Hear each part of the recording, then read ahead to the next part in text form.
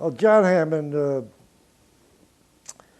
everybody thought he was a great producer. John might have been, but he never really had control of the artist. It was the artist who was really controlling things. I mean, I would sit there and I'd watch him work, but it was the artist who decided what the take was. I mean, I call them time stoppers. Everything by the watch. You know, it's a 2.5 minutes, 3 minutes. I never used a watch. I never listened to. With me, it's a complete abandonment. I just take my ears and say, "Okay, let's make it." And I go out there and I try to tell the bass player or somebody else, you know, don't give me this, you know, routine. I want boom, doom, doom, doom, doom. I want you to walk that goddamn thing, you know, and do it. Like with Brubeck's groove, if you listen to that stuff, it was always dum, boom, dum, boom, root the fifth, the root and the fifth, you know. And I one time I said to the bass player, Gene, I said, can't you play anything but, he said, I watch the left hand. I'm instructed to watch the left hand. Because when I was rehearsing with him out there, when Dave wasn't right there at the moment, man, those cats would be cooking. Gene would be boom, doom, doom, boom, doom, doom. You know, and this is what you have to do as a producer. I mean, John, I don't think had that capability. I mean, I know he has a great legend and a great whatever you want to call it, but to me, he's not really a producer. I mean, the producer is you have to be able to do things in the studio and make the guys work. I mean, now, whether he had that ability, I don't know. But I think you have to encourage the artist to perform. I said, I always went in for a performance. I didn't care whether they played 12 wrong notes in a row or everything right. I said, I want a performance. I don't want any shenanigans. I don't want any tired solos. I've worked with some of the best. I know what they can do. I said, you can do it if you put your mind to it. And I sort of like wind them up like a toy doll. Even with Miles, well, that's what I'm saying. You stand next to him and you give him something to work against, because even with Miles I'd jump back and forth. You'd put up 4 microphones and say, "This is your microphone, Miles." You wouldn't tell him the microphones that you were going to use. They might be in the studio, but you say, "This is Miles. This is your mic." He'd deliberately walk away from that one and walk over here in the corner. I said I didn't give a goddamn whether he walked out the door. I had him covered. He could do anything he wanted to do. I mean, he used to do this and when we did things live. So I didn't care where he went in the room. We had the guys that I worked with were so clever, the engineers, and really those guys really made those records because they would put the microphones. I said, look, can you sneak one over there in the corner or whatever? And sure enough, that son of a bitch, he would deliberately walk away. When we did the plug nickel, there were microphones all over the place, and he would deliberately walk away. And I'm saying, why?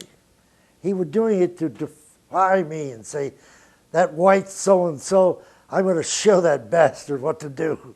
You know, what I'm going to do, I'm the boss. And I sort of laugh, because when we did the plug nickel in Chicago one time, the drummer said he didn't want to record, so we didn't record. So I said, okay, fellas, pack up. I went back to the hotel.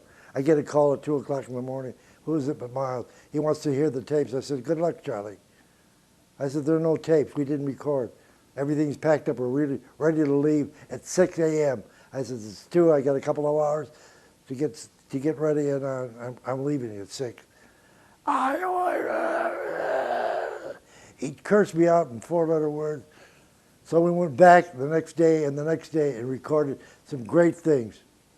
And then they finally, as I said earlier too, that this CBS people over there, Sony people, decided to put the outtakes back into the original records and destroyed the records.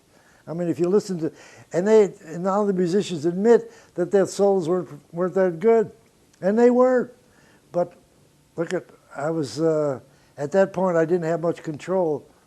I tried, but I couldn't I couldn't get them to change their mind. They were going to do whatever they wanted to do, and that came from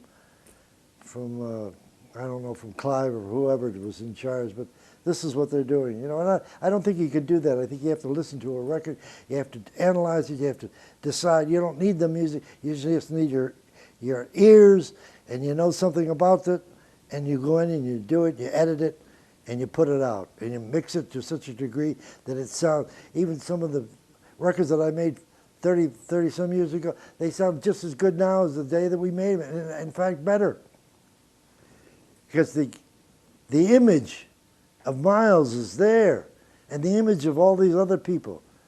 You know, I did this with a lot of records recently, and one artist in particular, she said to me, "Geez, Teo," she said, "when you listen to this on the radio in the car, it sounds gorgeous." I said, "Yeah, you're right.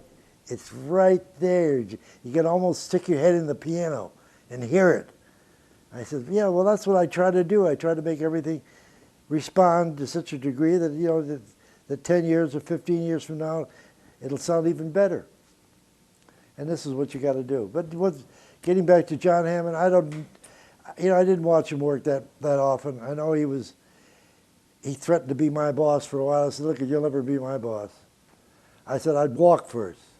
I mean, that's the sum total of it. I mean, John was a nice guy, but I would say to Lieberson, he would tell me, "Don't worry about these people." You know, I remember talking even with Clive Davis.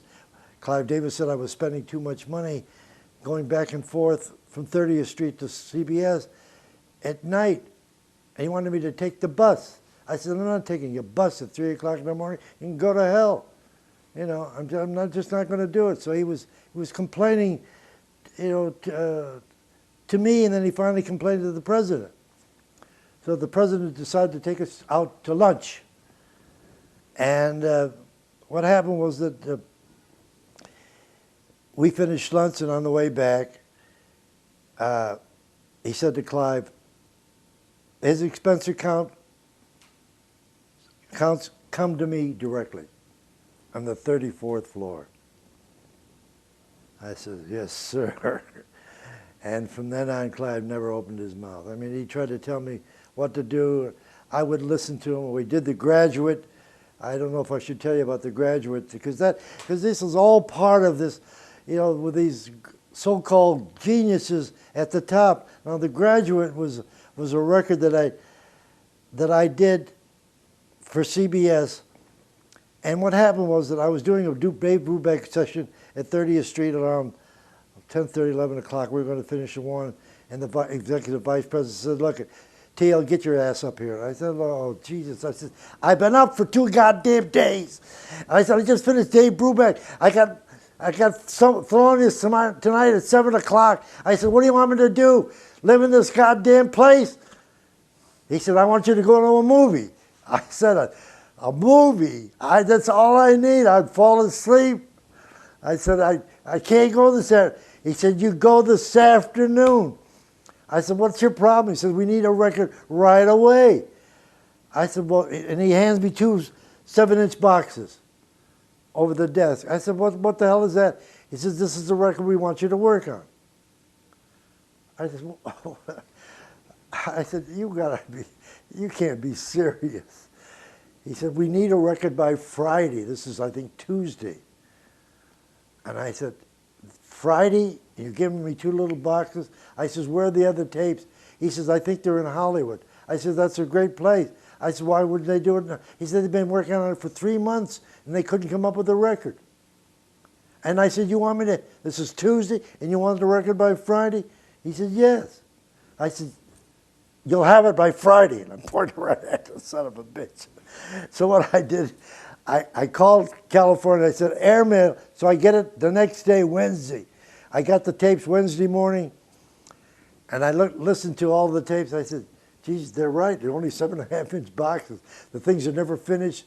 Mrs. Robinson was just like a little episode. If you listen to the original record nowadays, you'll hear that it was just like a little throwaway. I tried to make it into something, but I did the best I could with what I had. And what I did, I went in the vault took out every Simon and Garfunkel record, and I made bridges with all the little cues, and I pasted it all together, and it sold, the last count, which was about 20-some years ago, 8 million.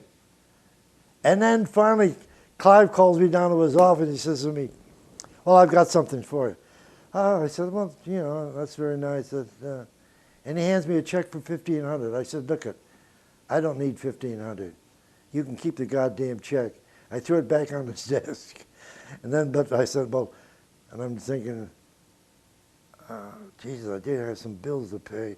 I took the check and I put it, I said, nobody could have done this goddamn thing like I did. And I said, when it comes out, it sold 8 million. It was like a runaway hit. And then the Simon and Garfunkel went back in the studio and did Mrs. Robinson, and it became an all-out smash. But that was all made of bits and pieces. And who was the guy, the other guy that wrote the music? There was another guy that wrote this. He was the composer. Oh God, he used to be at Columbia, and he wrote a lot of scores. But anyway, they never even thanked me. None of them. Not Simon, not this other guy. I'm saying, what kind of nonsense are these bastards up to? And I made them copyrights. I copyrighted this. I copyrighted that. I gave it to this one. I gave it to this Paul Simon. I gave them all copyrights because in some of that stuff, it was nothing there. And then I said, look to the manager. I said, can I get a couple of tickets to the show at Carnegie Hall? The guy said, yeah, it'd be $75 a ticket. I said, go to hell. And I said, and then I finally said, if the record gets to the Grammy at the Grammys, can I at least go up there? No. Because I had a little speech I wanted. They didn't even invite me to the Grammys. And I got nothing for it. And I'm saying, isn't this something, not even a thank you from these two creeps. I mean, so you think, you know, artists are very nice, but sometimes, you know, they're not functioning on all 8 cylinders. You know, they're like on 1.5. You know, and it's very hard to deal with these people. But, you know, as a producer and you're an employee, I think at that time I was going through a divorce, so it was really very difficult. Well, that was another thing. You could do no wrong with Carter Lieberson. I mean, anything you wanted with him, he was a prince among men. He took care of me through my divorce. Anything I wanted to do, I wanted to take time off, whatever. And we finally used to double date. Because I had a big yacht. I had bought a big yacht. And we used to get on the yacht. But it was all in good fun. I mean, you could do whatever you wanted to do. I mean, when I was out there in Las Vegas, he had everything taken care of for me. It was just like anything I wanted. It was wonderful.